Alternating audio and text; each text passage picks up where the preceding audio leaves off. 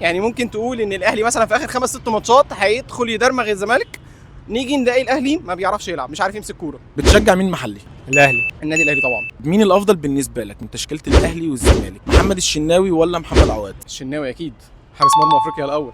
لا الشناوي اكيد. الشناوي. عمر جابر ولا اكرم توفيق؟ لا اكرم توفيق. اشمعنى اكرم؟ يعني كان قبل الاصابه كان جامد بصراحه، هو لسه جامد وبعد الاصابه؟ يعني بيتحسن شويه بشويه.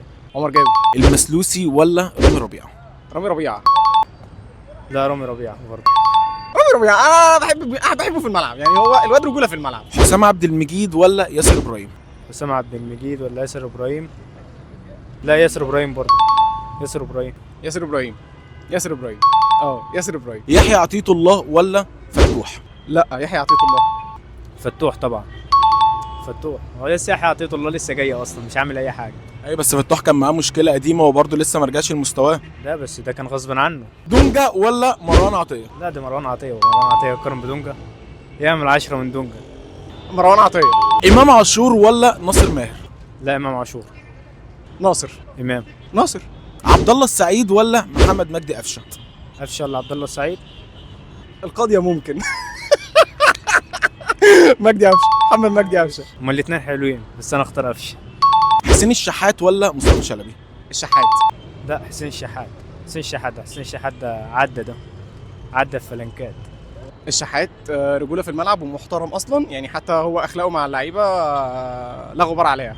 اي بس انت مش شايف ان الفتره دي الشحات برضه مش احسن حاجه؟ هو حتى لو كان مش احسن حاجه، فاللعيبه دي لما بتيجي في الماتشات الكبيره بيأدوا اللي عليهم بصراحه. يعني هم ممكن في الحاجات المحليه ما بيكونوش قد كده في الاداء، بس في البطولات الدوليه بصراحه ربنا انت بتشوف لعيبه الاهلي كلها مستقتله على الكوره.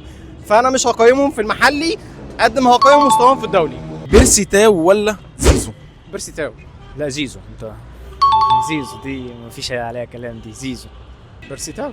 وسام ابو علي ولا ناصر منسي؟ يا عم ناصر منسي مين؟ ناصر منسي مين اللي بيقارن نفسه بميسي وبيليه والكلام ده؟ وسام ابو علي ولا ناصر منسي؟ لا وسام. لا وسام ابو علي. وسام ابو علي طبعا. طب لو الاهلي والزمالك هيلعبوا بكره مين يكسب؟ لا الاهلي طبعا. الاهلي رغم ان هو يعني كم ماتش كده في الاخر، بس هو الاهلي برضه. لو الاهلي والزمالك هيلعبوا بكره مين يكسب؟ بص هقول لك على حاجه، دايما في ماتشات الاهلي والزمالك بتبقى حاجه غير المتوقع، تمام؟ يعني ممكن تقول ان الاهلي مثلا في اخر 5 6 ماتشات هيدخل يدرمغ الزمالك، نيجي نلاقي الاهلي ما بيعرفش يلعب، مش عارف يمسك كوره. على عكس مثلا ان هو ممكن يبقى مأذي 3 4 ماتشات ورا بعض وبيتعادل مثلا او بيخسر، ويجي قدام الزمالك هوب المارد الاحمر حضر، خلصت على كده. فمطوشه الاهلي والزمالك دايما بتبقى خارج متوقع، بس انا شخصيا الاهلي يكسب. يكسب كام؟ يكسب كام؟ يا ريت نعيد امجاد 6-1، يعني بيبو وبشير، بيبو والجون، يا ريت والله. يعني 2-0 او 2-1.